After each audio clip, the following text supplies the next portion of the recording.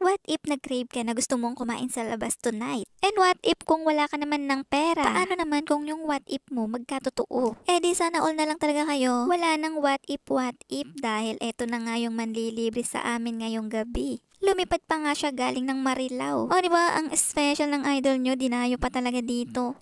Charis lang. Dito lang kasi daan talaga niyan. At napadaan na nga lang siya para mga musta. Eh kaya nga lang syempre, iba na talaga yung mga mayayaman ngayon. Bigla-bigla na lang nagyayaya sa labas. At tayo nga mga kinukulang na sa budget, syempre, mapapa-oo ka na lang. Dahil common na nga yung Jollibee and McDo, so doon naman tayo sa paborito nating kainan. Tara, punta tayo dito sa may bayan ng Pulilan sa may Amelitos.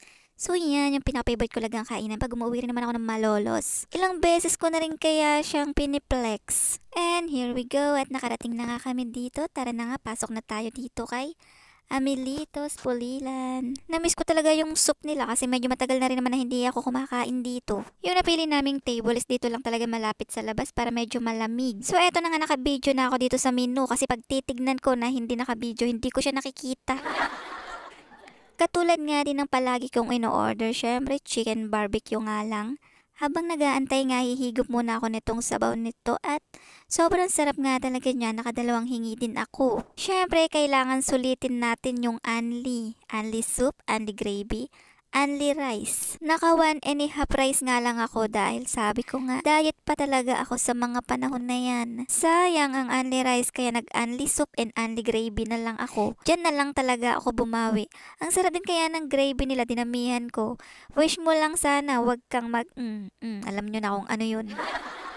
Habang kumakain nga ako, kinamusta ko nga siya kung kamusta na ba siya. Kamusta naman ng laging biyahe ng biyahe samantalang dati, nakapirmis lang sa store. By the way, wala namang mahirap talaga pagdating talaga sa may taong pangarap. Kailangan talaga nating magsakripisyo at magtiyaga para sa pangarap. Tinignan ko nga rin yung backpack niya at oh my god, kung dati puro makeup ang laman, ngayon laptop at papeles na, o diba seryoso na yan sa buhay.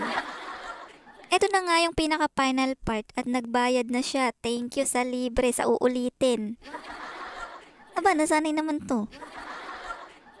Dahil alam ko naman na pagod na rin siya at medyo pagod na nga rin kami, tara na, umuwi na tayo. Sabi ko next time hindi na kainan ang igagawin natin, kung hindi laklakan. So, eto nga kung sino yung mga gustong kumain dito at pumunta. Dito nga lang yan sa Amelitos, Pulilan. Malapit lang po ito sa bayan. Along the highway nga lang pala to kaya hindi siya mahirap hanapin. Thank you, ma'am. And tara na nga, uwi na tayo at nang makapagpahinga ng maagat. Bye-bye and God bless.